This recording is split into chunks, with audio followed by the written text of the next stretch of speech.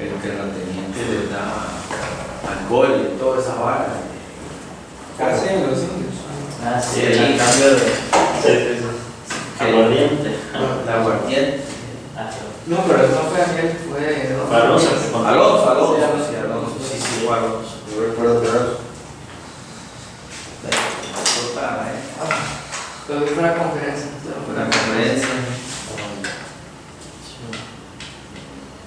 ¿No fue la conferencia? Ah, fue la conferencia, el piso. ¿El sábado? Y así Sí, persona. recuerdo algo como.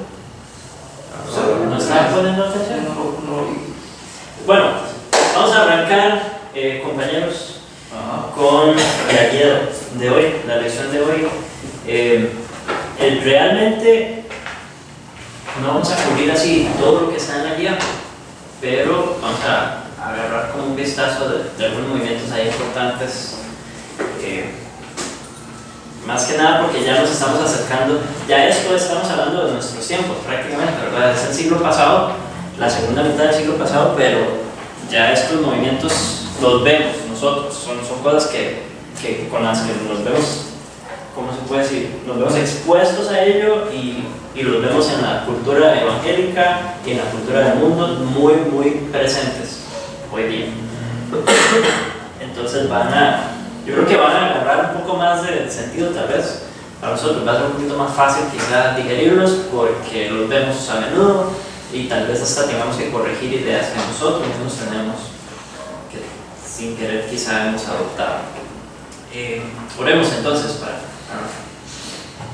Dios, te damos muchas gracias porque nos das la oportunidad de continuar esta tarea de recorrer la historia de la humanidad en cuanto a su pensamiento y desarrollo del pensamiento cristiano. Gracias por no dejarnos ignorantes en esta área y queremos pedirte que nos ayudes a conformarnos a tu palabra.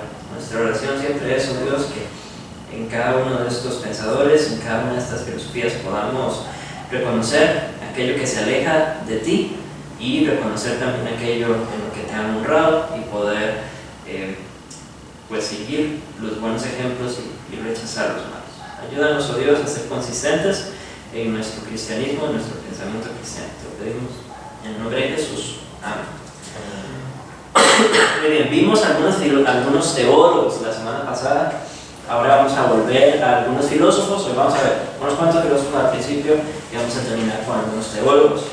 El siglo XX, si podría caracterizarse de alguna manera, es como el siglo del lenguaje. Si ustedes estudian la filosofía del siglo XX y la teología también, yo creo, van a notar un énfasis en el tema del lenguaje, el tema de la comunicación, el tema de la predicación, si hablamos de la parte teológica, van a notar ese énfasis. De hecho, la idea es que la gente ya para el siglo XX está cansada un poco de la filosofía antigua y desarrolla entonces una nueva filosofía en base al conocimiento del lenguaje o el conocimiento que se desprende del lenguaje. Lo vimos un poco con Barth, el énfasis que tenía la palabra, propiamente la palabra de Dios. Lo vemos un poco con Bultmann, ¿verdad? Que ya les mencioné el énfasis en la predicación. Lo vemos con Heidegger, el existencialista. Y vamos a ver que esta tendencia está presente en cada movimiento filosófico del siglo XX y inevitablemente en la mayoría de los movimientos teológicos, ¿verdad? Un énfasis en el lenguaje propiamente, palabra, idioma, lenguaje, comunicación. Entonces, el título con el que arranca esta guía es de la hermenéutica a la posmodernidad. Más o menos vamos a cubrir unos 50 años de pensamiento, un poquito más. Muy bien, entonces, vean que el énfasis en la hermenéutica, en la parte de la teología, tiene que ver con eso del lenguaje. De hecho, recuerdan lo de la revelación que vimos la semana pasada, que para estos teólogos la revelación es la realidad dándose a conocer a nosotros, ¿verdad? A partir de la experiencia. Entonces, no es la teología tradicional de la revelación lo que va a estar presente en estos estos teólogos. Pero arranquemos entonces con los filósofos. Con Gadamer no les puse el apellido en la guía, ¿verdad? El primero que está ahí, Hans-Georg, es Gadamer, del año 1900 al 2002, ¿verdad? Muy longevo, ya estamos hablando de eso un poco. Entonces, con él vamos a arrancar el tema de la hermenéutica. Todo entendimiento implica interpretación, por eso la epistemología, dice, es hermenéutica, el estudio de la interpretación. Esta idea la desarrollaron mucho los seguidores o discípulos de Bultmann. Toda indagación se funda o está fundada en horizontes de lenguaje, historia, tradición. Entonces realmente no podemos conocer verdades eternas, solo podemos conocer la verdad dentro de estos límites de la tradición, los límites de la historia, los límites del lenguaje. Entonces la verdad más allá de esos horizontes no la podemos conocer. Ahora, esto es un sesgo evidente, ¿verdad? Si ustedes se acercan a cualquier lectura, cualquier estudio, cualquier campo de conocimiento con esta idea, eso va a afectar la manera en la que lo estudien, ¿cierto? Pensar que no hay verdades eternas presentes en ninguno de estos campos, sino que solo hay verdades limitadas por los horizontes del lenguaje y la historia. Y obviamente eso va a tener repercusión en la teología que vamos a ver dentro de unos puntos. Así que las verdades eternas no están disponibles para nosotros. Inevitablemente nos acercamos a la indagación con prejuicios. Estos son útiles y perjudiciales para Gadamer. Los prejuicios pueden ser útiles o pueden ser perjudiciales. No podemos escapar de ellos, pero podemos refinarlos a medida que crece nuestro conocimiento. Ahora nosotros como cristianos no negamos la realidad de que nos acercamos a cualquier campo de estudio con prejuicios, ¿verdad? Nosotros le llamamos, no prejuicios, ¿cómo le llamamos? Presuposiciones. Nosotros nos acercamos a cualquier campo de conocimiento con presuposiciones. Entonces eso es parte de la realidad de nuestra humanidad, no es secreto y no está mal reconocerlo. Ahora, ahora vamos a ver un poco cómo debe ocurrir esa relación o esa interacción con el campo de conocimiento. Punto 3. Comprensión, interpretación, aplicación se requieren mutuamente. La importancia de la praxis. Esto es un tema que va a saltar a la vista un montón cuando estudiemos la teología de la liberación, espero que al final de la clase de hoy. Pero el punto es que es necesario estar activos en el mundo. Es necesario tomar partidos, es necesario involucrarse en causas, es necesario participar activamente para enriquecer el conocimiento. Hasta no mucho antes de ellos, el conocimiento era muy pasivo, ¿verdad? Era de sentarse a pensar y había un énfasis en la meditación, en la pronunciación de enunciados, de proposiciones. Todo eso estaba muy presente, tanto en la filosofía como en la teología. Pero ahora ellos están haciendo un giro hacia la práctica. Y dicen que la práctica es muy importante y es parte del conocimiento. Ahora, creo que nosotros no nos oponemos a esta idea, ¿verdad? Hay una realidad que comprendemos mejor, hablando de la teología, comprendemos mejor a Dios, comprendemos mejor su revelación cuando la ponemos por obra, ¿cierto? Cuando la ponemos en práctica, empieza a desarrollarse un entendimiento más profundo y logramos captar las implicaciones quizá un poco mejor. Entonces no están completamente errados, pero el problema es que el énfasis es la práctica y pierden de vista todo eso. En fin, según Gadamer, la ciencia moderna tiende a dominar y deshumanizar la experiencia. Entonces la ciencia es buena, pero hay un lugar para la experiencia para ver el mundo sin las limitaciones de la ciencia, para ver el mundo como un todo y no como simples campos de estudio, que es lo que hace la ciencia, ¿verdad? La ciencia parte el mundo en campos de estudio. Ahora, él lo que dice es que hay mucho que no lograremos ver si solamente nos limitamos a la ciencia. Hay mucho conocimiento que no se puede demostrar científicamente. Entonces, debemos más bien hacer hincapié en la praxis, en la decisión responsable, más que en la tecne o tecnología. Del mismo modo, debemos enfatizar phronesis, conocimiento práctico, sobre episteme, conocimiento científico. Él se opone a Jürgen Habermas, diciendo que el lenguaje es más central que la razón. Es más o menos como la diferencia entre el hemisferio izquierdo y el hemisferio derecho del cerebro, ¿verdad? Sabemos que hay un énfasis de uno de los lados es más matemático, más científico, más técnico, más analítico, ¿verdad? Y el otro lado más artístico, más metafórico, más lingüístico incluso. Pero entonces ellos lo que quieren enfatizar es más el lado lingüístico por una parte y también la parte de la práctica, de la praxis. ¿Qué?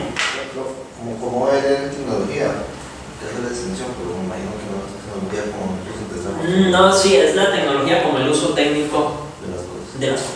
Y ya para los la 60 comprensión ese técnica. término es aplicable ahora. Ya en los 60 existía la tecnología. Y pues ya. Sí, correcto. Pero entonces, ¿qué quiere decir con praxis?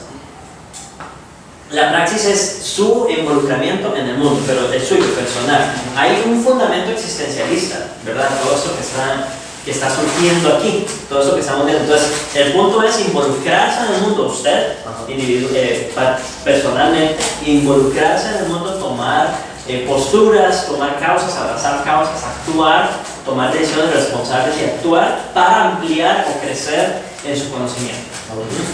Esa es la idea de la praxis. Ahora, esto lleva al desarrollo de la lingüística como una filosofía. El primer pensador que vamos a ver aquí, bueno, después de llegar, Saussure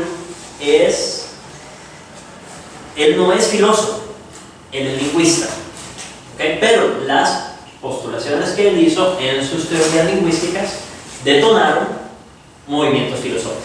Entonces por eso lo estamos estudiando, aunque realmente él no es filósofo. Básicamente es ¿cómo se le puede llamar? Como un detonador, un impulsador de movimientos o pensamientos filosóficos, tanto en la filosofía, es decir, influenció tanto en la filosofía como en la teología. Entonces, él establece ciertas distinciones. La primera distinción es entre el significador y el significado. El significador es un objeto sonoro-cultural y el significado es el concepto mental. Entonces, podemos usar el ejemplo que hemos usado mil veces del libro, ¿verdad? Lo usamos con las formas para estudiar a Platón. Pero básicamente lo que está diciendo es que está el libro, ese es el significador, ese es el sonido, ¿verdad? O, bueno, puede ser más profundo, pero usemos el ejemplo del libro. Y lo otro es el concepto mental que yo tengo de un libro. Ese es el significado. Entonces, mi concepto o el concepto mental es el significado, la palabra en sí es el significador. Es medio cartesiano, ¿verdad? En fin, hay otra distinción que hace entre lang, que es el sistema o estructura de un idioma, y parole, que es la palabra hablada en sí. Entonces, Eso es en francés. por ejemplo, sí, estas palabras son tomadas de hecho, si ven el autor es francés. Entonces, podemos decir, por ejemplo, existe el sistema del español, ¿verdad? ¿Cómo funciona el idioma español? Eso es el sistema en sí, no es nada concreto. Lo que yo estoy haciendo aquí ahorita al darles la clase, al leer las notas y exponer las notas, eso sería el parole. Entonces, lang es simplemente el sistema del idioma, parole es el uso, por decirlo así, del idioma. Muy bien. Habla también del análisis diacrónico. Todas estas son distinciones que aprovecharon los filósofos y también los teólogos. Y de hecho van a ver que el análisis diacrónico y sincrónico de las palabras aparece en la teología también, en la interpretación bíblica. Entonces, el análisis diacrónico. El análisis diacrónico es la historia de una palabra. Por ejemplo, digamos que nos encontramos una tribu donde utilizan la palabra libro, para seguir con el ejemplo. Utilizan la palabra libro. Entonces nosotros estamos llegando aquí a esta tribu, no conocemos el idioma, queremos saber ¿Qué diantres quieren decir cuando utilizan la palabra libro? ¿Cómo puedo yo entender a qué se refieren? Bueno, hay dos opciones. Está la opción diacrónica, que es sentarme a estudiar toda la historia de la palabra libro, ¿verdad? Entonces así obtengo una comprensión del uso de la palabra a lo largo de la historia, la etimología de la palabra, ¿verdad? Y luego está el estudio sincrónico, que es sentarme a ver cómo lo están utilizando en este momento, aquí, en su contexto, en el que están, ¿verdad? Entonces, ustedes ven, es posible que hayan visto estas palabras aplicadas al estudio de palabras en los textos bíblicos. Guillermo la usó en el curso de Manuel. ¿Cómo? Guillermo la usó en el curso de Manuel. Es correcto, sí. Ahora, y creo que ambos tienen validez, ¿verdad? Sí. Ambos estudios tienen validez. Porque si ustedes, bueno, yo no sé si ustedes sabían, pero la palabra nice en inglés, ¿verdad? Agradable, bueno, esa palabra viene, su etimología, la historia de la palabra, originalmente significaba idiota, ¿verdad? Entonces, yo creo que por eso es necesario hacer ambos estudios, porque si no me voy a quedar con la idea, si hago solamente el estudio histórico, me voy a quedar con la idea de que tiene una connotación negativa, sin embargo ya no la tiene, ha perdido completamente la connotación negativa, se ha vuelto completamente positivo. Entonces es necesario hacer ambos estudios. Él habla también, esto es algo que él propuso, la arbitrariedad de los signos. Él dice que los símbolos verbales son convencionales, no únicamente apropiados a sus objetos. Entonces, como ejemplo, para lo que está allá atrás, nosotros tenemos la palabra ventana, ¿verdad? En inglés se le llama window. En francés, ¿quién sabe?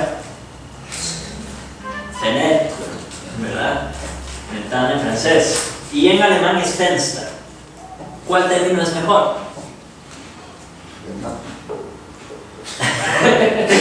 Eso es una afirmación sesgada. Realmente ningún término es mejor. Todos los términos están hablando de lo mismo. Entonces el símbolo verbal realmente puede variar, ninguno es mejor, no es tan relevante. Hay diferentes idiomas que producen diferentes conceptos, porque cortan el pastel de la realidad en diferentes formas. Por ejemplo, hay lenguajes donde el espectro de colores se divide en 4. Entonces, todos los colores están divididos solamente en 4. Hay 4 palabras para todos los colores, ¿ya? Y no tengo claro cómo determinan matices de colores, porque si nos acercamos un poco más a nuestro contexto, nosotros podemos tener tal vez 10 palabras diferentes y luego un montón de matices que acompañan, ¿verdad?, las palabras para los colores que conocemos. Y dependiendo de con quién usted hable, hay ciertas mujeres, ¿verdad?, especialmente, que tienen una capacidad de distinguir diferentes matices de colores y para cada uno tienen un nombre, ¿verdad? Que verde limón, que verde perico, que verde claro, que verde oscuro, que verde pasto, que verde. Para uno un poquito más sencillo, quizá de mente, todo es verde. Pero entonces eso depende de cómo uno divide la realidad. Entonces el idioma también funciona para eso. Y existen esas distinciones, pues, entre diferentes contextos. Entonces, las cosas en sí, en conclusión, no tienen esencias fijas. La naturaleza de las cosas depende del lenguaje, ¿verdad? Si yo digo, bueno, esta es una mesa café, el entendimiento que ustedes tengan de lo que yo estoy diciendo es completamente lingüístico, ¿verdad? Ustedes tienen un concepto de lo que significa café, tienen un concepto de lo que significa mesa. Saben que yo me estaba refiriendo a esto cuando dije esta mesa es café, ¿verdad? Ok, el lenguaje es un sistema. La posición de un término en el sistema de lenguaje determina su significado. Lo importante de una palabra no es su sonido, sino sus diferencias con otras palabras. Es importante, yo creo que aquí hay un punto importante, ¿verdad? Que creo que podríamos profundizar un poco más.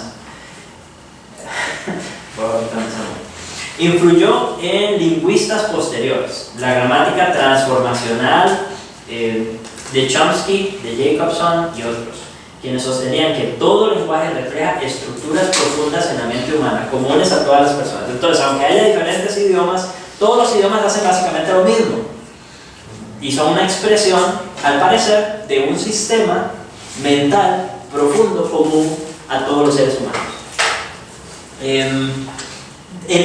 Cuando se estudia lengua, cuando se estudian idiomas, se habla de la gramática universal. Es parte de esta estructura, parte de este sistema mental que todos tienen. Entonces, por eso para un bebé es fácil aprender cualquier idioma, porque viene con esa gramática fundamental que le permite entender, absorber y luego comunicarse en cualquier idioma que usted ponga. Y usted lo puede exponer a 10 idiomas que el niño, si es expuesto consistentemente a los 10, va a aprender los 10 idiomas sin ninguna dificultad, ¿verdad? Es por eso. Ya luego se va perdiendo esa conciencia porque uno se enfoca obviamente en su idioma y ya luego todos los demás idiomas los analiza a partir de su idioma natal. Claude Lévi-Strauss, de 1908 al 2009, él es estructuralista. Es esta idea de que la mente tiene una estructura profunda común a todos, ¿verdad? Eso es estructuralista, igual que Saussure. Es antropólogo, sociólogo, y sus estudios, bueno, tuvo un énfasis ahí en la mitología, especialmente dentro de las expresiones lingüísticas.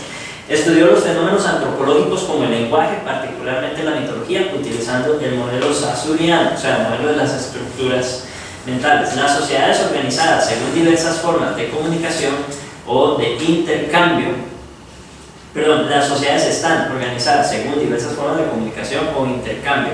Entonces, no solamente palabras, sino expresiones culturales, expresiones artísticas, todo eso es parte de la expresión lingüística, incluso ceremonias, rituales, ¿verdad? Cuestiones religiosas presentes en la cultura, todo eso es parte de la lengua de una nación. Intercambio de información, conocimientos, mitos entre los miembros, todo a partir de esta estructura profunda que tienen todos los seres humanos.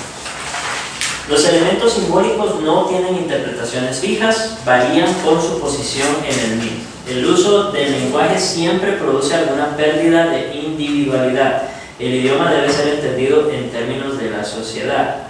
Esto es estructuralismo.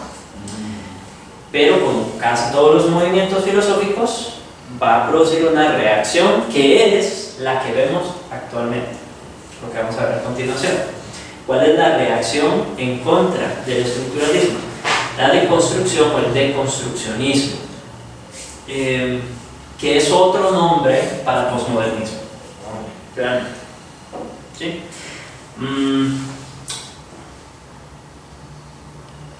Estas personas lo que piensan es que esa estructura mental de la que hablan los estructuracionistas es algo un poco misterioso, ¿verdad? Entonces prefieren negar la existencia de esas estructuras y resaltar más bien las diferencias de pensamiento entre las personas, las diferencias de pensamiento entre individuos. Entonces son como escépticos del estructuracionismo. Y se autodenominan deconstruccionistas. Aquí viene, bueno, no les vamos a llamar postmodernos, vamos a llamar deconstruccionistas, porque el postmodernismo, esa palabra es rara. Yo no sé si ustedes saben lo que iba a pensar, ¿verdad? Pero postmoderno, ¿qué significa? Después de la modernidad. Después de lo moderno, la modernidad. Ahora, modernidad en términos estrictos es el presente. No se puede ser más moderno que el presente. El postmodernismo, estrictamente hablando, nunca llegaría porque es después de lo presente, ¿cierto? Siempre va a ser hacia el futuro. Entonces vamos a quitar. Esa es la idea, que ellos ven el futuro en este momento. Es correcto. Y vamos a ver esa influencia. Así tiene que ser eso, pero vamos a Ya y ahora. Y vamos a ver esa influencia muy fuerte en la teología ahorita. De hecho, en los que vamos a ver. Pero evitemos el término postmoderno para no hacer enredos. Más que nada, sí, más que nada porque es medio paradójico. Entonces vamos a usar deconstruccionismo. Básicamente, entonces, el deconstruccionismo, este pensamiento moderno que se autodomina, postmoderno, tiene ciertas características, es como confiado, ¿verdad? Confiado en sí mismo, racionalista, el pensamiento moderno era confiado en sí mismo, racionalista, científico, pero lo postmoderno es más bien escéptico, relativista, ¿verdad? Más que nada, y eso lo aplican al lenguaje, dicen que no se puede conocer nada con certeza. Ustedes han escuchado ese discurso, es el discurso que escuchamos hoy, ¿verdad? No se puede conocer nada con certeza, se debe dudar incluso de la ciencia, la insuficiencia del pensamiento teórico, cierta aberración o cuidado con la tecnología, hay muchos matices, ¿verdad? Dentro de los deconstruccionistas están Jacques Derrida, Jacques Lacan, Roland Barthes, Michael Foucault y Jacques Lyotard no aparece aquí, pero es un nombre muy influyente, voy a anotarlo por si lo quieren buscar. Jacques, francés. Todos se llaman Jack. Ok. De nuevo, el énfasis sigue siendo el lenguaje, ellos no cambian el énfasis.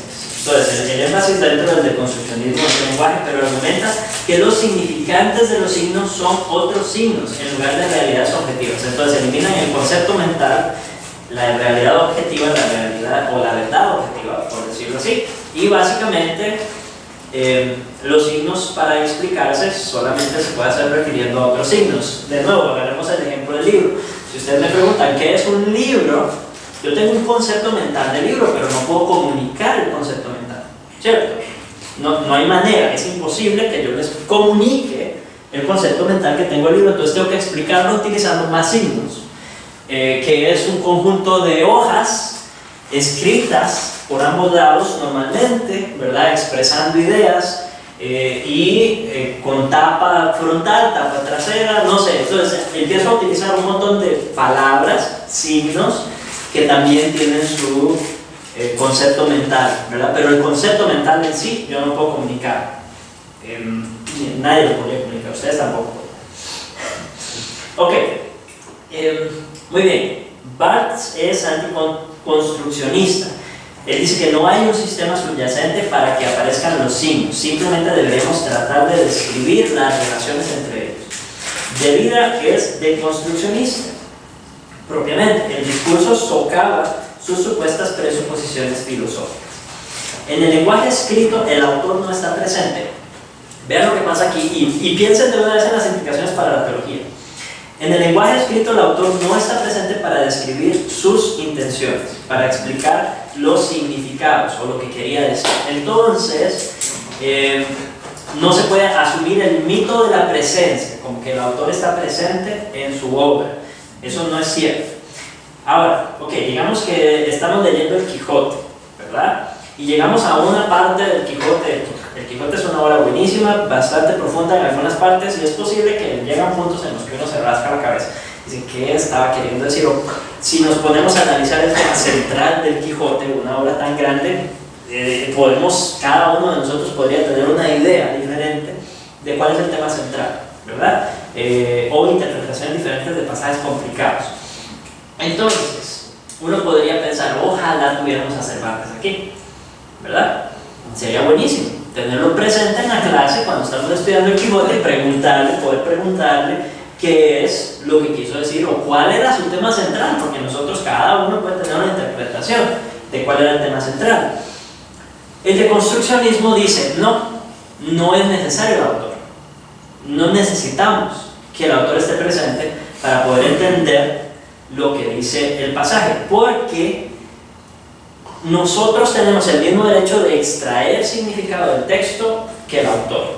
Entonces, básicamente, una vez que Cervantes escribió el Quijote se convirtió en dominio público, en el sentido de que ahora nosotros lo leemos, interpretamos y tenemos todo el derecho de interpretar lo que nos dé la gana, aunque sea completamente contrario, diferente o ni siquiera le pasó por la cabeza a Cervantes cuando lo escribió. No voy a hacer comentarios al respecto, nada más déjense esa idea ahí y vamos a pensar un poco en las implicaciones más adelante. Pero el punto es que al publicar la obra se hizo de interpretación pública. Esa es la idea. Entonces, bueno, punto 3. Una vez escrito, el significado de un texto es independiente de su autor en función de su contexto social y en última instancia el uso del lector. Un texto puede transmitir mucho que sea contrario a la intención del autor, como prejuicio racial, opresión de género, etc.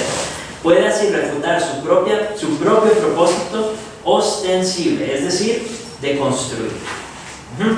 Por lo tanto, no hay nada, incluido el autor, que pueda declarar con autoridad el significado de un texto. Eso sí está delicado abajo, Sí. cuando dice que la Biblia es del autor es el Espíritu Santo. Es correcto, incluso y hacemos un análisis de los autores, ¿verdad? Para comprender mejor. Cuando leemos a Pablo es otra cosa que leer a Juan, es otra cosa que leer a los profetas del Antiguo Testamento, ¿verdad? Y en última instancia el autor del libro, Dios mismo, que en un sentido muy real, estamos hablando ahora de teología, pero en un sentido muy real está presente en los intérpretes también, a través del Espíritu Santo, en los que estamos haciendo lectura. Ok,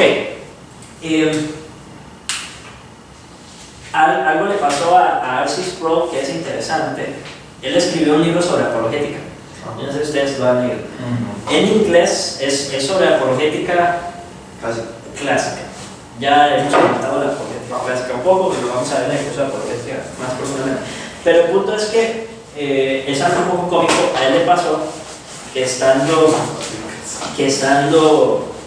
decir, al publicar su libro, el libro salió publicado con un error de ortografía. Entonces, donde decía los efectos noéticos del pecado, hemos hablado de los efectos noéticos del pecado antes, el libro dice los efectos poéticos del pecado.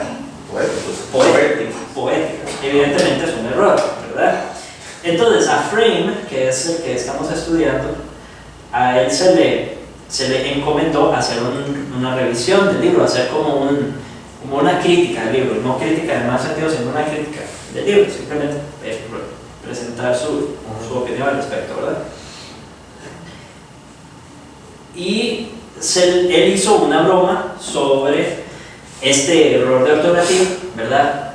Tratando de meterle humor. Evidentemente era un error, pero lo que dice, ya hablando en la conferencia propiamente, es que ese error de ortografía, si bien se puede reconocer que es un error, no necesariamente sabemos que lo es, a menos que tengamos conocimiento de teología. Pero digamos que alguien que no tiene un conocimiento de teología lee el libro y entra a la parte donde empieza a hablar de los efectos poéticos del pecado, ¿verdad? Y qué interpretación podría darle. Hay cierta verdad, ¿cierto? En el hecho de que ya una vez que la obra fue pública, y en este caso con error ortográfico, la interpretación queda en el lector. Un lector con un poquito de bagaje cristiano reconoce que es un error, ¿verdad? Y que simplemente se está hablando de los efectos noéticos del pecado. Pero ni aún R.C. Sproul podría corregir en la mente de todo el mundo el error de ortografía de su libro. ¿Me explico? Entonces, no estoy defendiendo lo que ellos están diciendo, pero hay cierta verdad en el hecho de que sí. De hecho, yo he escrito cosas que de repente alguien agarra y me dice, como vos dijiste o como vos escribiste, tal y cual cosa, y no estaba pero ni cerca de lo que yo estaba intentando decir, ¿verdad? Eso me hace revisar un poco mi expresión o cómo me expreso de manera que me entiendan o no. Pero el punto es que eso pasa, en alguna medida nos pasa a todos, y que podemos leer incluso en un texto algo que por nuestra situación, por lo que estamos atravesando, salta a la vista, y tal vez no es ni el énfasis del autor, pero para nosotros se convirtió en algo central, importantísimo, y tal vez hasta recordemos ese libro porque decía esa frase y no era ni lo más importante del libro, ni tenía que ver con el tema central. Entonces, hay una realidad en eso, no lo vamos a desechar por completo, pero tenemos que ser precavidos, especialmente cuando estamos hablando de la interpretación bíblica. Ok, denme 2 segundos, que estoy teniendo un problema acá. Más de 2 segundos.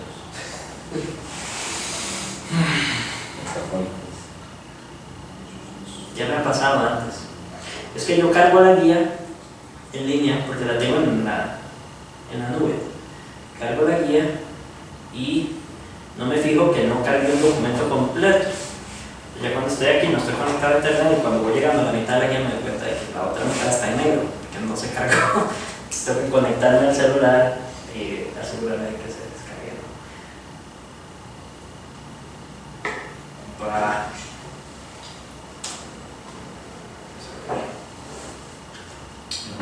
eso puede tener descargas eléctricas.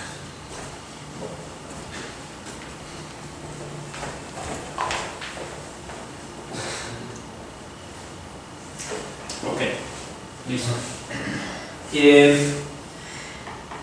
La conclusión de esto es que no se puede buscar una verdad objetiva detrás del lenguaje. El lenguaje no es objetivo, es completamente subjetivo. Eso es parte de la narrativa que vemos hoy culturalmente.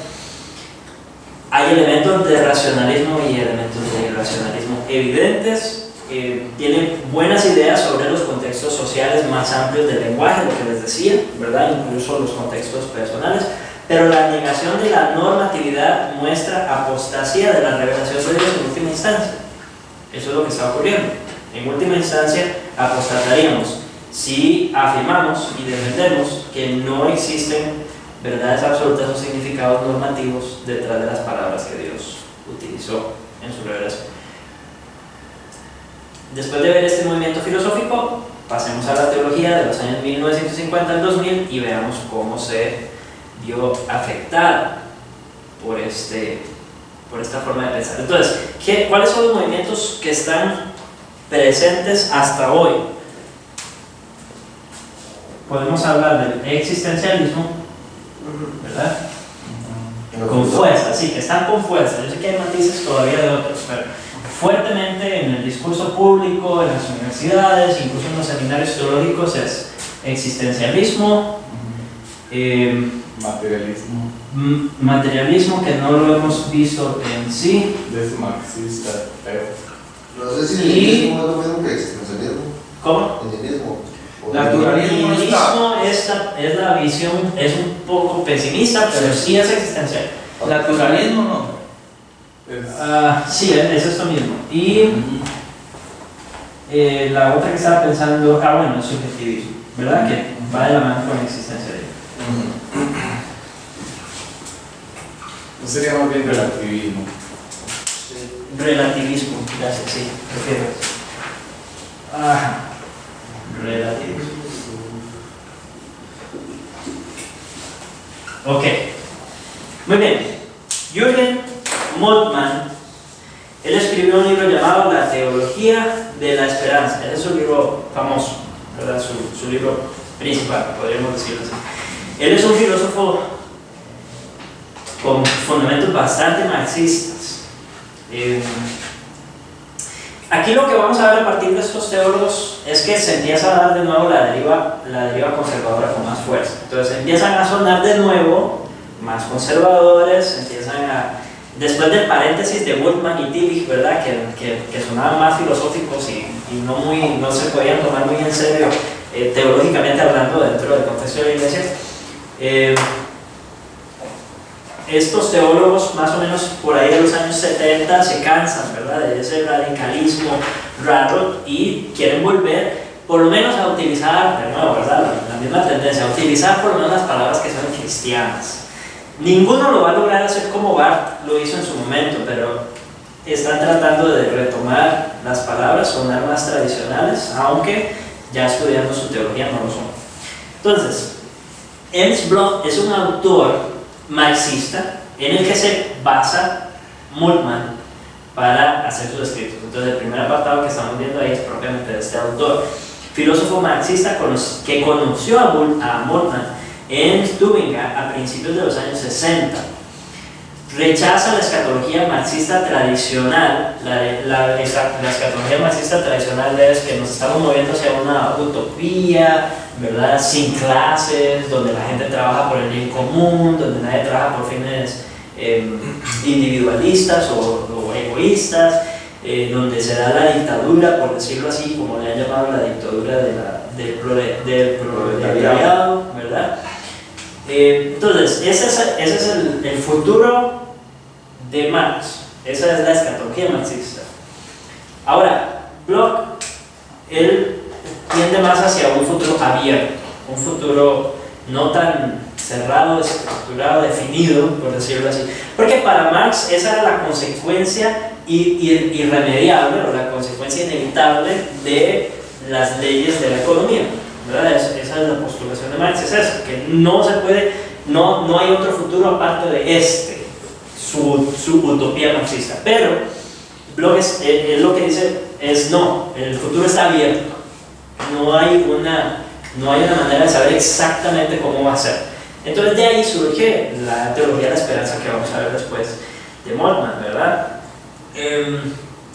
Bloch está enfatizando el libre albedrío en este sentido, ¿verdad? Marx era determinista bajo las leyes de la economía. Bloch quiere ser abierto, así es como la vamos a llamar. La historia se mueve en una dirección no predeterminada. Sí concuerda con Marx en que la materia determina en última instancia el curso de la historia, pero lo que él dice es que nadie puede predecirlo. Marx intentó predecirlo, decía que era predecible, dice que no es predecible.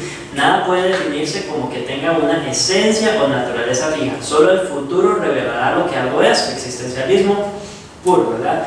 Y ese futuro nunca llegará. Existencialismo sobre la naturaleza humana. Entonces, no hay cómo decir que hemos llegado al futuro.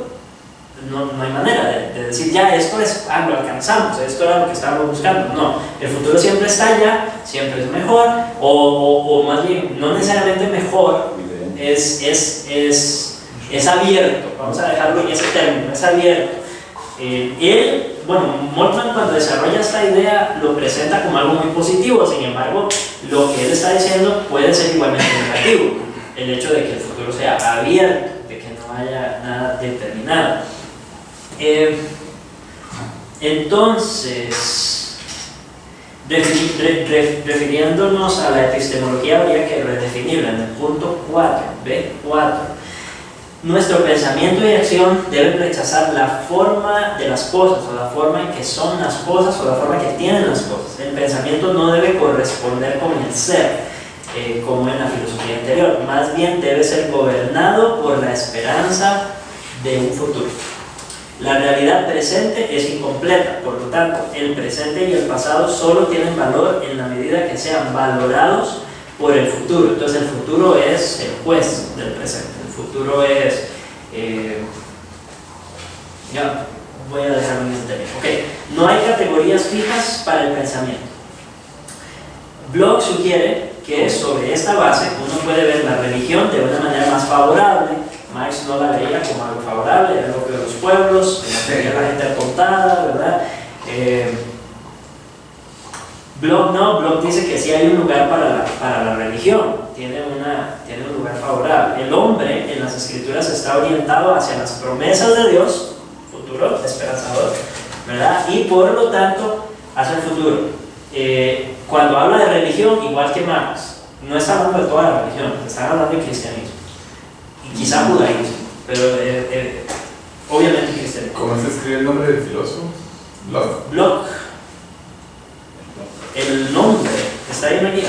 Ernst. Sí, está aquí. Ahí está. Punto 1. Punto uno. El primerísimo punto debajo de Jürgen Moltmann. Ok, sí, ya lo vi. Gracias. Ok. Yahweh es el que, recuerda que hay una traducción del nombre de Yahweh, yo seré el que seré, ¿verdad? Hablando del futuro, entonces él ve una unión ahí con la idea del futuro abierto, una esperanza para el futuro. De hecho, Dios termina teniendo su existencia en el futuro. Él no existe plenamente ya, sino que su existencia está en el futuro. Cuando él dice yo seré quien seré, sí, básicamente. Él parece acercarse a la teología bíblica en algunas partes, pareciera, pero su herejía principal es el pecado. Cuando habla del pecado, para él el pecado es algo positivo. Punto 3. Sin embargo, el pecado es necesario para la creatividad, para llegar a ser como dioses. El pecado rechaza las estructuras de creación para un futuro desestructurado. él es deconstruccionista. Entonces, rechaza al Dios de la creación, pero no lo reemplaza con Dios de la Biblia, lo reemplaza con Dios del futuro. Ese es otro Dios inventado, ¿verdad? El Dios del futuro. Entonces, para que quede claro, así en dos platos, es marxista, no es ortodoxo, aunque trata de tocar ciertos puntos de teología bíblica, y posiblemente, yo creo que si estudiara aquí no se graduaría de Jaén, ¿verdad? Entonces, si ustedes piensan como él, reanalicen su teología. La orientación futura. Aquí es donde entramos a lo que Moltmann aprendió o desprende del pro. Dios es el Dios que promete. El hombre se relaciona con él a través de la promesa. Entonces, no a través de acciones pasadas, no a través de esencia, a través de promesa, futuro.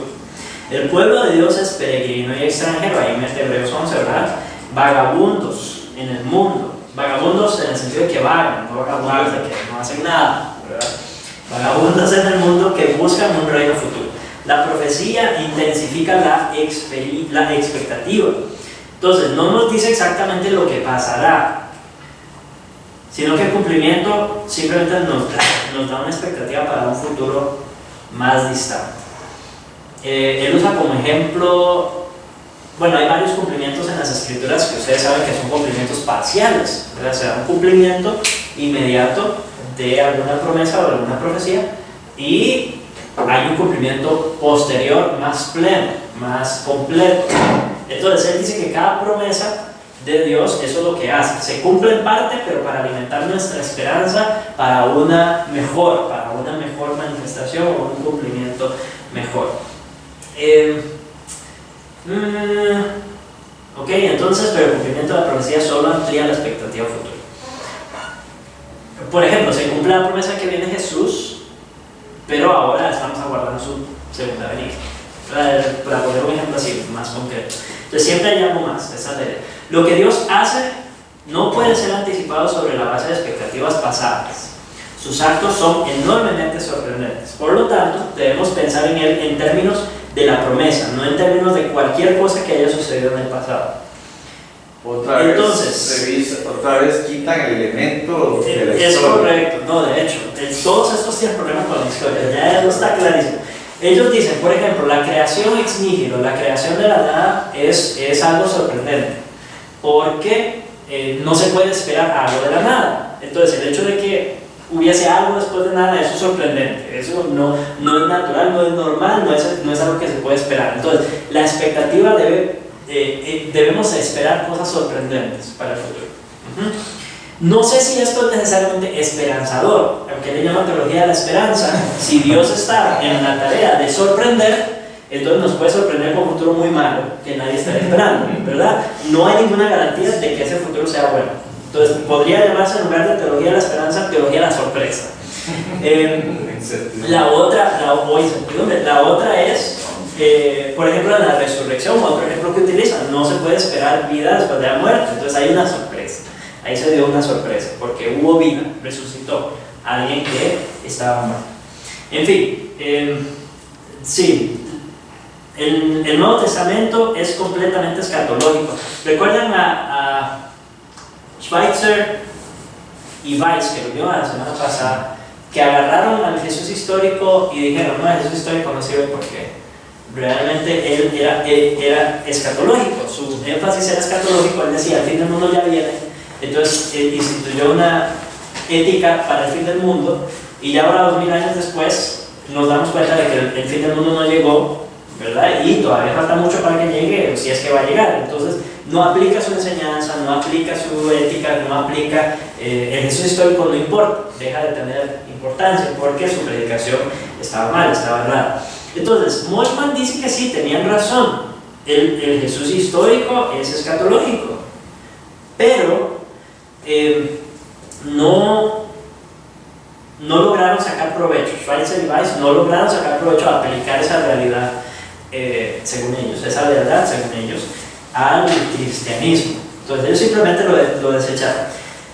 Moltmann lo que dice es que Jesús es un visionario, vean que cambia el término, no es positivo, es un visionario apocalíptico paralítico y sus discípulos están atrapados en la esperanza escatológica. Entonces nosotros deberíamos ser como Jesús, deberíamos tener una mentalidad escatológica, deberíamos tener una mentalidad fija en el futuro, en ese futuro sorprendente que no sabemos cómo hacer, pero según Moltmann es esperanzado. Moltmann y la teología previa. Su respuesta es interesante, realmente él está en contra del liberalismo antiguo.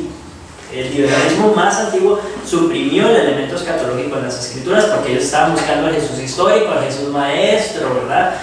Al Jesús como el personaje de la historia simplemente. Schweitzer y Weiss, como ya les dije, mostraron el Nuevo Testamento era completamente escatológico, pero no hicieron uso teológico positivo de este descubrimiento. Barth buscaba hacer un uso más positivo de la escatología con la teología de la crisis, y crisis aquí significa juicio, la teología del juicio. Pero para Barth, Geschichte, que ese término ya lo estudiamos, es un presente eterno, no un futuro. Así al final, la escatología se convierte en una metáfora de una relación con Dios en el aquí y ahora. Eso para Barth. Entonces, para él la revelación es solo presente, nunca pasada ni futuro. Esto es lo que Moltmann dice de los anteriores, ¿verdad? Pero así evalúa él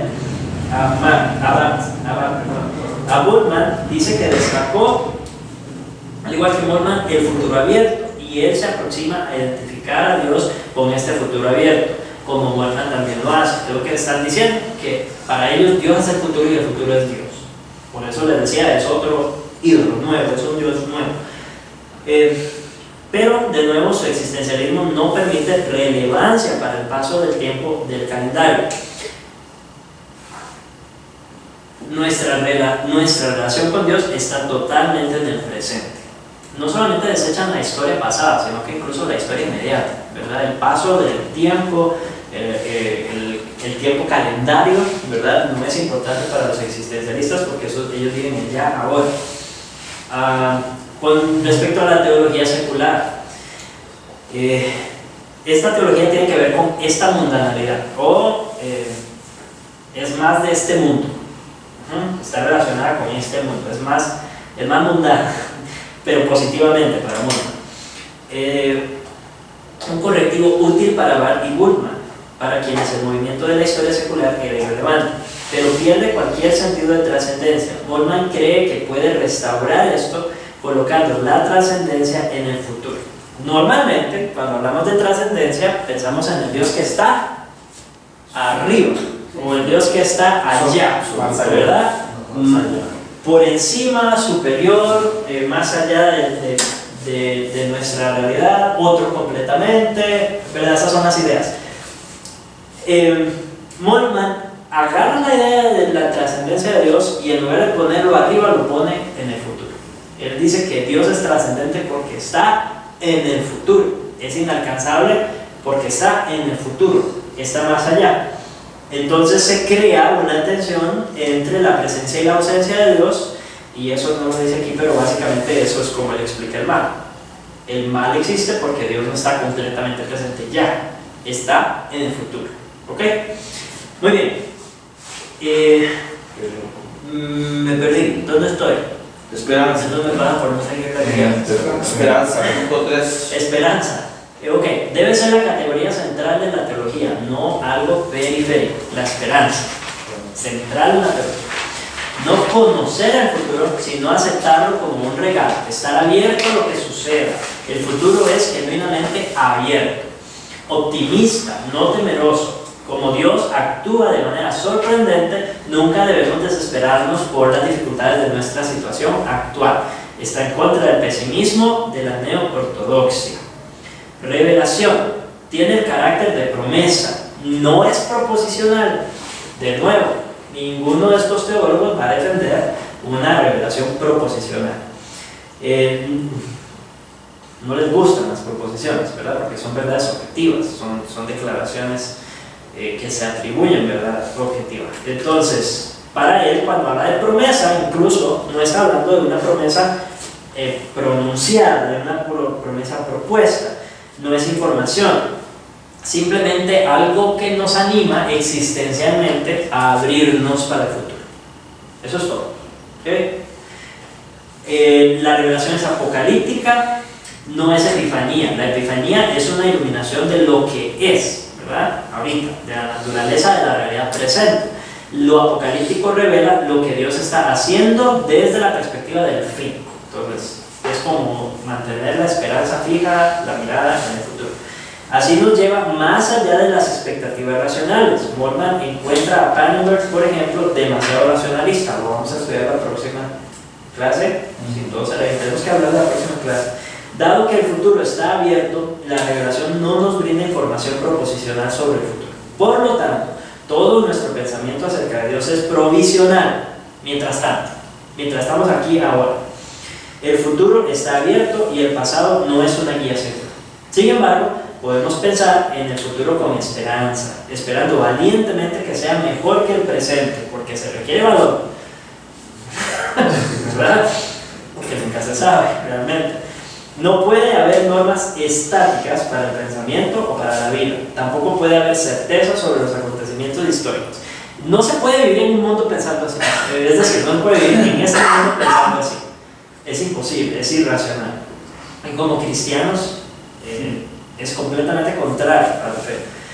En cuanto a Dios, está presente en sus promesas y en la esperanza. Por lo tanto, el futuro es su naturaleza esencial. Su naturaleza está en el futuro. Yo seré quien seré.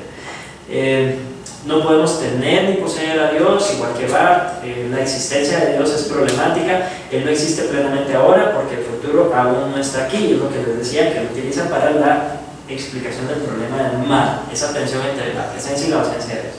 No hay esfera trascendente de la realidad en el presente, pero el futuro es trascendente sobre el presente, y el hecho explica y justifica la fe en la trascendencia de Dios. Este hecho. Dios es el futuro de la historia humana. La historia de Dios es la historia de la historia humana. Por lo tanto, se pierde, Dios se pierde en la historia de la humanidad.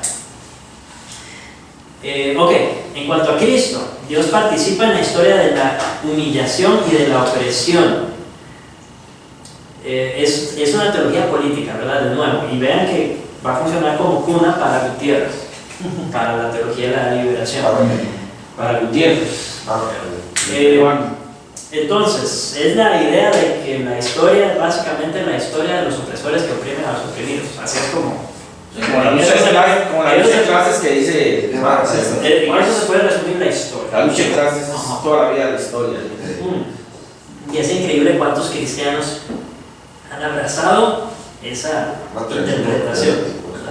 Materialismo dialéctico. Materialismo dialéctico. Jesús es la verdadera humanidad en medio de la inhumanidad. Kenosis. Así encarna el futuro. En ese sentido es divino. No es divino ya, ¿verdad? Es divino porque encarna la posibilidad de la predicación. La kenosis. La kenosis. La kenosis es la encarnación despojada de gloria. Sí. Es una herejía. La palabra kenosis aparece en el Nuevo Testamento, pero en la interpretación que usa es de despoje total de su gloria. Deja de ser Dios cuando se encarna. O en parte o por completo. La resurrección no es un suceso pasado, sino el principio del futuro. Bases para la historia y para la esperanza. Voy a ponerme aquí porque el hombre.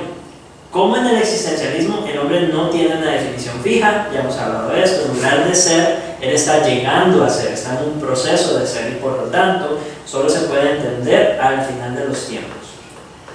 ¿En qué sentido es imagen de Dios? En la capacidad para trascender el presente y anticipar el futuro. Libertad. El hombre es el único animal que puede planear para el futuro, ¿cierto? Ningún animal planea realmente para el futuro. Bueno, algunos sí, pero no es un planeamiento, es instintivo. Pero el ser humano sí planea, sí puede planear para el futuro. El pecado es desesperanza. ¿Por qué? Porque la esperanza es central. Entonces, cuando no hay esperanza, eso es pecado. Se puede manifestar de dos maneras: presunción, buscar lograr un cambio futuro en la propia fuerza, sin esperanza en Dios, esto es, salvación por obras, justicia por justificación por obras. O puede manifestarse en la desesperación, apatía, indiferencia e incredulidad, ¿verdad? Una posición cínica. Pero bueno, tiene que ver mucho esto que usted acaba de decir con mucho predicador moderno que le achacan al feligrés que no tiene fe, que eso es pecado. Por ahí anda el asunto. No, es más que nada el enfoque en la esperanza como la define Moltmann, ¿verdad? De ese futuro abierto. Entonces es como cerrarse a esa posibilidad de que el futuro puede ser lo que sea, porque Dios sorprende. Entonces va más por ese lado. Tal vez tiene alguna relación con el hecho de no esperar cosas sorprendentes a partir de la circunstancia que estoy viviendo en este momento. Puede ser que haya alguna relación, pero no es directa. Ok, la iglesia. El modelo de Constantino, en el que la iglesia gobierna el mundo, se centra en el presente, como si el fin de la historia hubiera llegado y la iglesia estuviera en condiciones de imponer su voluntad a los demás. Más bien deberíamos ver a la iglesia como sierva del mundo. No tiene ninguna posición favorecida, ya vimos eso antes, sí lo tiene. No es cualitativamente diferente del mundo, sino vanguardia de la nueva humanidad, la promesa del futuro de la humanidad. Los sacramentos proclaman la esperanza futura. Es una destrucción incluso del papel de la iglesia en el mundo. Y vean que esa afirmación la hemos visto varias veces, que la iglesia es siervo del mundo, ¿verdad? En ese sentido, por eso nos encontramos ahorita donde estamos, con muchas iglesias pensando que tienen que ver cómo adoptan las aberraciones que el mundo está adoptando, porque son siervos del mundo. Entonces están aquí para caer bien al mundo, para hacer la voluntad del mundo. La iglesia es importante en los asuntos sociales. Debe confrontar directamente los males de la sociedad. ¿Cómo determina cuáles son esos males? No estoy seguro. No simplemente dejar eso a los cristianos individuales. La ética es muy importante para Bultmann. Obviamente es marxista. Entonces hay un énfasis en la ética, y recuerden la ética no como una ética normativa. Solo el futuro es ético normativo, pero no hay normas fijas derivadas del pasado. Entonces ahorita lo que es bueno y lo que es malo se determina de acuerdo a las circunstancias, el bien común, ¿verdad? Y principalmente con base en la lucha de clases. Por lo tanto, el estándar para la acción es el resultado anticipado. El fin justifica los medios. Relativismo, ¿verdad? Relativismo clasista, ¿verdad? El futuro nos libera para amar a aquellos que actualmente no son atractivos o no son amables, ¿verdad? No amables de buena gente, sino amables de que son capaces de ser amados, o que nosotros se nos hace fácil amarlos. Por lo tanto, estamos llamados a identificarnos con los oprimidos como lo hace Dios en Cristo. No podemos aceptar el status quo, que sería desesperación. Debemos cuestionar lo que es en el interés de lo que será. La revolución es un medio apropiado para lograr el cambio.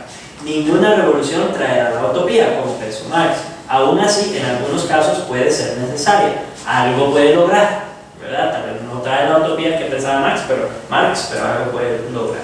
El problema de la violencia y la no violencia es un problema ilusorio. Solo existe la pregunta del uso justificado e injustificado de la fuerza, y la pregunta de si los medios son proporcionales para los fines. Esto es central a finales y principios de este siglo, ¿verdad? Finales del siglo pasado, principios de este siglo. ¿Es un libro? El libro de la teología de la esperanza. ¿Eso es un libro? Sí. Okay. No, porque está en Lo que pones para la página. Religión, Revolución y Futuro, sí. No sé si está en español, tendría que... entonces es de bueno. Sí, yo hice la traducción, pero no estoy seguro si el libro existe en español. Importante a finales y principios del siglo, porque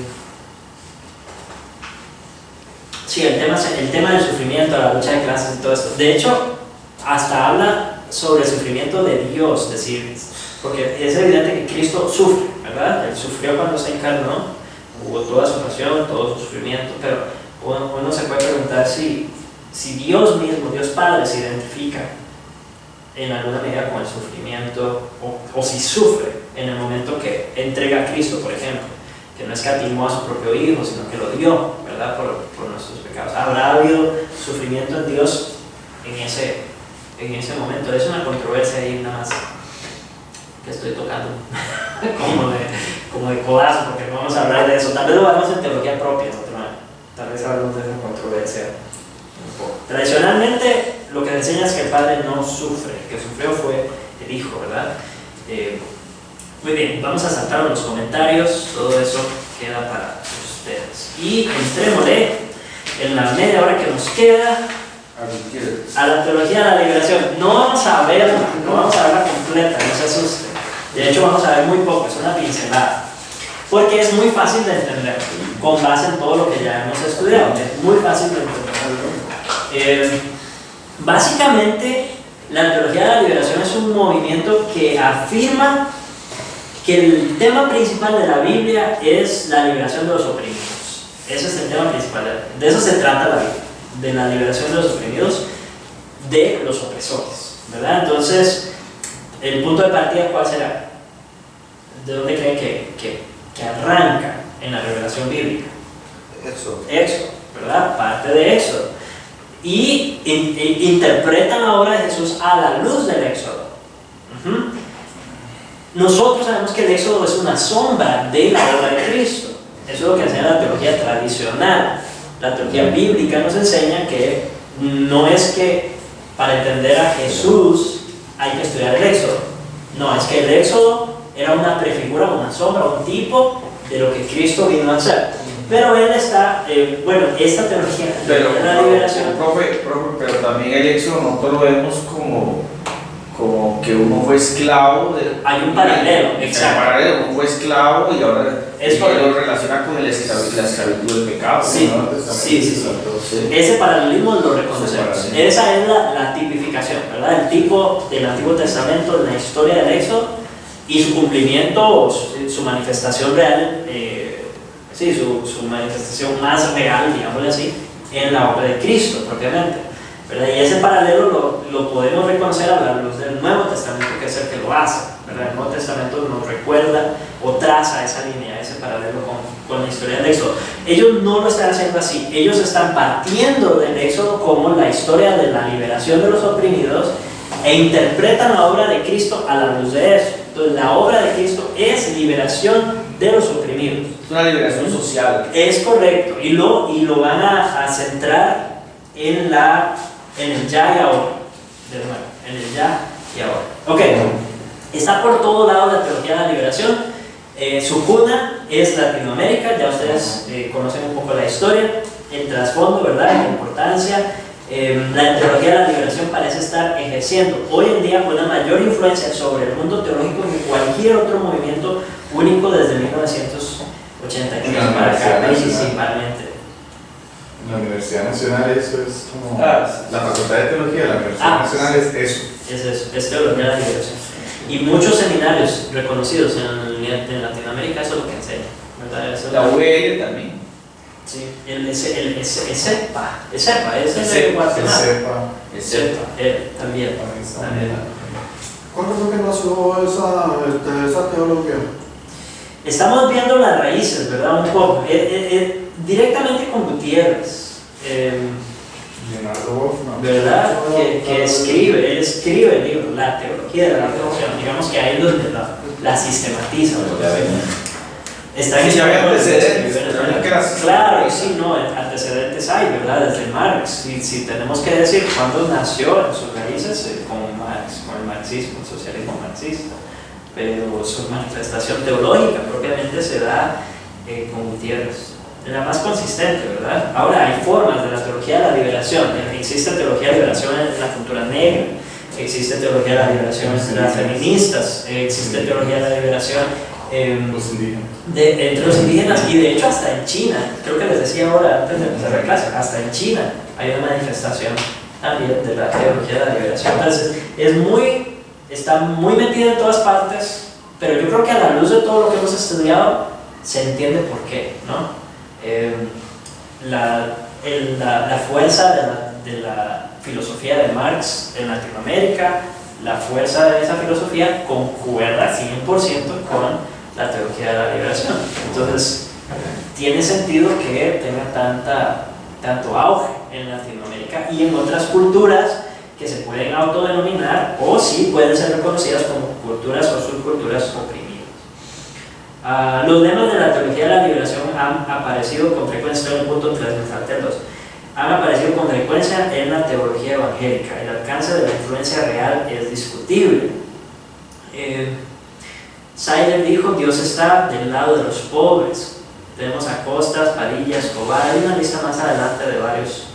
Mucha discusión hermenéutica sobre la contextualización de la teología, evitar el uso de modelos teológicos occidentales. Hay una aversión también es una aberración. Hay una aversión a la teología, lo que ellos llaman la teología, los teólogos del norte, la teología occidental, tradicional, la teología importada. Ustedes lo van a ver o lo vieron en la publicación, ¿verdad? En la respuesta que obtuve a mi publicación. Este muchacho que respondió, él es un ejemplo claro de un teólogo de la liberación, ¿verdad? Todo lo conozco personalmente, ¿verdad? De hecho, por eso se atrevió a contestarme así. Es posible que esa conversación siga en privado, pero todo su enfoque ministerial, todo lo que él entiende culturalmente en Costa Rica, su análisis cultural de Costa Rica, es teología de la liberación aplicada. Eso es lo que él hace. Sí, son muy antiguos ellos. No solamente, bueno, yo creo que sí, ¿verdad? Pero rechazan entonces también toda la historia del pensamiento cristiano que hemos estudiado hasta ahorita, básicamente. Y están orgullosos de la teología latinoamericana. Hay un orgullo, de hecho por eso, es muy nuestra. De hecho por eso yo creo que toqué una fibra, especialmente al iniciar de la manera que lo hice, ¿verdad? Que puse, no deberíamos estar orgullosos de la teología de la liberación. Claro, ya con eso yo sabía que iba a ganarme algunos comentarios adversos. Daniel. Sí. Es interesante que ese es el pensamiento que ahorita ha producido Latinoamérica, tal vez, a pesar de que no podemos estar de acuerdo con eso, es el único pensamiento pues, más académico, erudito que había. Hay razón para orgullo, ¿verdad? Hay razón para orgullo porque nos han escuchado, nos han puesto atención y se han traducido obras, ¿verdad? Ha afectado, ha influido en subculturas norteamericanas. Entonces sí, claro, se entiende que hay orgullo, ¿verdad? Se entiende que nuestra teología no deberíamos, voy a ponerlo así, los cristianos bíblicos o teólogos bíblicos no deberíamos estar orgullosos de la teología de la liberación. Es una teología liberal. Es lamentable que esto sea lo mejor que ha producido Latinoamérica. Es realmente lamentable, pero es entendible. Por el contexto, las preguntas que hacen son preguntas válidas. ¿Sí? Son preguntas válidas las preguntas que hace la teología de la liberación. El problema es la respuesta. ¿Sí? No las preguntas están bien, y tal vez es cierto que mucho de la teología anterior, que mucho de la teología que ellos llaman importada del norte, no enfatiza la problemática, correcto, de los países latinoamericanos. Es cierto, porque no están aquí, no van a enfatizar esa problemática, pero han afirmado y puesto el fundamento de los principios bíblicos a partir de los cuales se puede responder no solamente a las preguntas de nuestro contexto latinoamericano, sino a las preguntas de cualquier contexto humano, ¿verdad? El error es, bueno, el error lo estudiarán porque no lo vamos a ver completo nosotros. Muy bien, entonces, lo que les decía, ya hay algunos ejemplos de liberacionistas latinoamericanos, y Gutiérrez es al que vamos a... Todo el comentario que están haciendo principalmente de Gutiérrez, que es el nazista. Hay teólogos negros, ahí pueden ver la lista. De hecho, el segundo, James Cone, en la lista de teólogos negros, Obama iba a una iglesia pastoreada por uno que se autodenominaba discípulo de James Cone. Entonces eso derrama mucha luz sobre las políticas de Obama también, ¿verdad? Ok, teólogas feministas, ¿verdad? la opresión de la mujer, el patriarcado, incluso la feminización de Dios es parte del movimiento que ellas han iniciado, la oración a Dios Padre y Madre, ¿verdad? Ok, ese Dios no es el Dios de la Biblia, es otro Dios. Muy bien, hay una versión china, lo que les decía, ok. Hermenéutica, epistemología. Hay un interés común en la hermenéutica. De hecho, todos estos liberales modernos, ¿verdad?, enfatizan mucho la hermenéutica. Lamentablemente la ejercen muy mal, pero enfatizan. El círculo hermenéutico. En teología es común observar que siempre traemos presuposiciones al texto de las escrituras que influyen en nuestra exégesis y teología. Eso es cierto. Lo ideal sería que el texto reforme estas presuposiciones. Eso es lo que debería ocurrir. De modo que en el diálogo del doble vía entre el texto y el intérprete dará lugar a una mejor comprensión. Sin embargo, siempre existe el peligro de una circularidad viciosa, es decir, leer en el texto solo lo que deseamos encontrar en él, y eso es lo que hacen los teólogos de la liberación. La teología de la liberación se centra en las presuposiciones socioeconómicas que aportamos al texto. Enfatiza que no hay exégesis que no sea o que sea social, racial, económica o políticamente neutral. No existe neutralidad en la exégesis. Están en contra del supuesto común de No hay que matices para ellos. de hecho, no, su punto de partida es la lucha de clases, ¿verdad? A partir de ahí interpretan todo. La opresión de los oprimidos por parte de los opresores. Esa es la historia del mundo y esa es la historia de la Biblia. Están en contra del supuesto común de que la teología europea o norteamericana proporciona categorías adecuadas para la teología en el tercer mundo. Entonces, desvirtúan las categorías. Yo creo que el problema es que no hay suficiente aplicación. Eso es cierto, no hay suficiente aplicación en nuestro contexto. Pero no quiere decir esto que las normativas o que las categorías, que los principios, que los fundamentos sean equivocados. De hecho, creo que son los más sólidos y deberíamos tener una respuesta a las preguntas a partir de esos principios. La hay. Los de las naciones ricas a menudo no ven lo que dicen las escrituras sobre la pobreza. Están pensando en el contexto inmediato, ignoran la historia del pensamiento cristiano, porque el pensamiento cristiano no se ha desarrollado únicamente en los países desarrollados en el momento en que eran desarrollados. ¿Me explico? Sí, y en Europa, los puritanos. Sí, exactamente. A ellos me remito principalmente, ¿verdad? Son un ejemplo de, si se quiere decir, los hugonotes, por ejemplo, oprimidos, ¿verdad? Mentira que no hay una teología que comprenda su contexto a partir de los principios bíblicos. Entonces ellos ignoran la historia del pensamiento cristiano y rechazan todo lo que venga de los países ricos. Es un sesgo grave, ¿verdad? Es un sesgo grave que desvirtúa la naturaleza de la iglesia como tal, lo que hemos hablado, la universalidad de la iglesia, ¿cierto? Entonces dicen, no, toda esa teología no sirve aquí, necesitamos una teología nueva. Eso es, cada vez que se hace eso, es un problema, ¿verdad? Y reducen la teología a un tema central, que es casi como lo que les decía la vez pasada, ¿verdad? Reducir la teología a un eslogan. La teología es más y abarca más y responde a mucho más que la opresión de los oprimidos, aunque sí, obviamente, habla de la opresión de los oprimidos, pero no, ese es el tema central. No me atrevería yo a decir que el tema central es ese. El tema central es Cristo. Ellos pierden de vista a Cristo o pierden de vista al Cristo bíblico y lo convierten en el Cristo que se identificó con los oprimidos. Y de nuevo, la lectura que hacen es completamente a partir de la opresión de los oprimidos por los opresores. Muy bien. La comprensión también presupone la participación práctica. De nuevo, volvemos a la praxis, ¿verdad? No basta con traer las ideas correctas a nuestra labor exegética, también debemos estar involucrados en el tipo correcto de actividades. La verdad es en sí misma algo práctico. La teoría es parte de la práctica. La verdad es un acto, un evento, algo que sucede con eficacia. Conocer a Dios es hacer justicia, El día 22 dice, necesitamos contacto, experiencia con la realidad. si queremos pensar correctamente en ella. No se equivocan en eso, ¿verdad?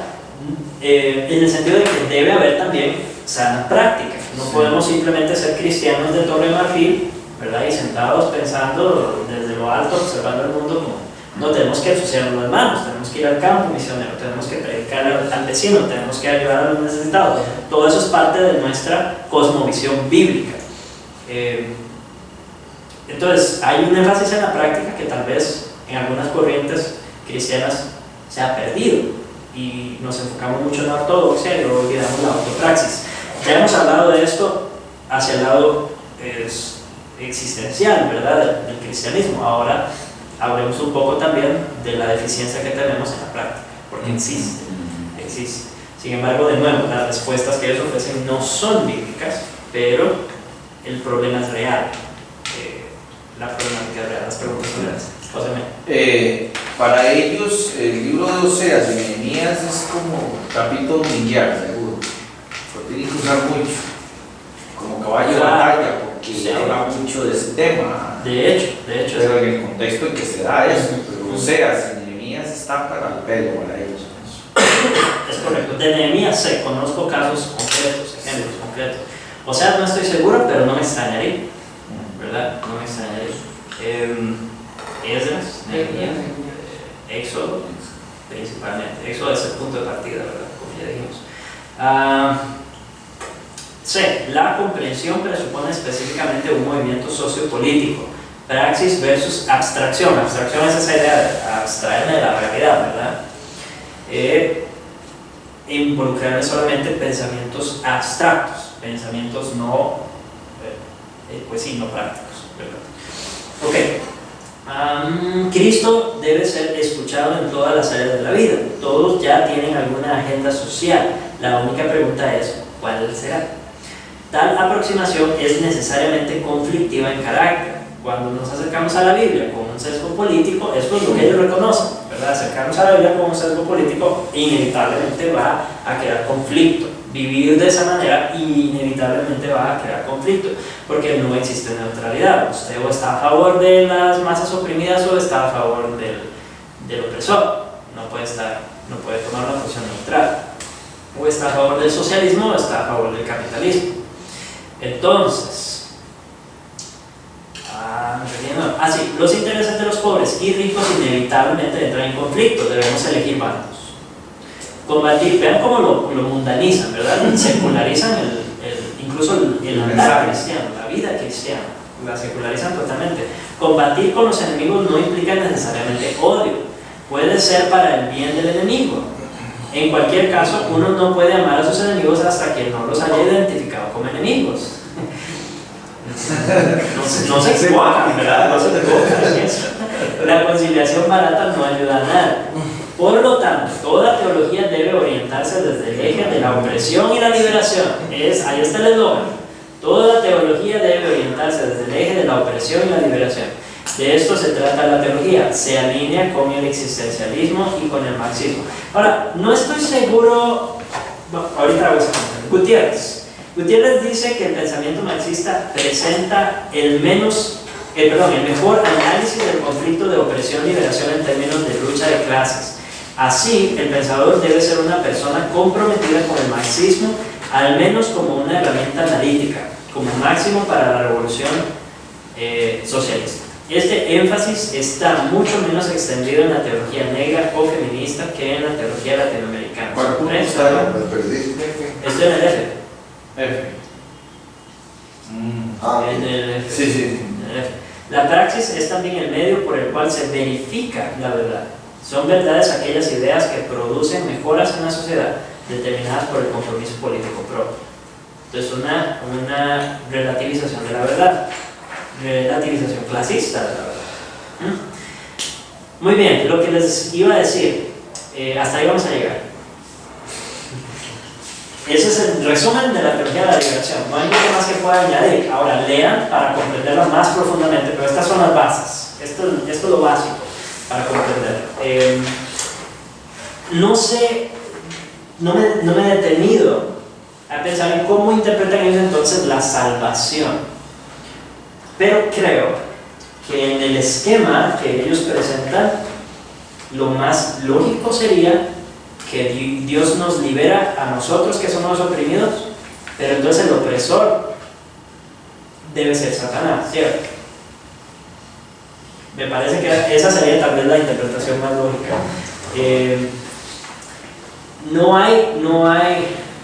Se estaría dando una victimización del oprimido. No quiero ser insensible con los oprimidos, pero a lo que voy es que en el esquema de la salvación como tal, la historia de la salvación, nosotros no somos víctimas de nada, no somos víctimas de la opresión, nosotros somos causantes de nuestra condición de miseria delante de Dios Santo. Entonces no entra esa narrativa de opresión, liberación, a menos que veamos al pecado como el opresor, tal vez, ¿verdad? Tal vez. No sé si esa será su interpretación. Ok, la tarea para esta semana.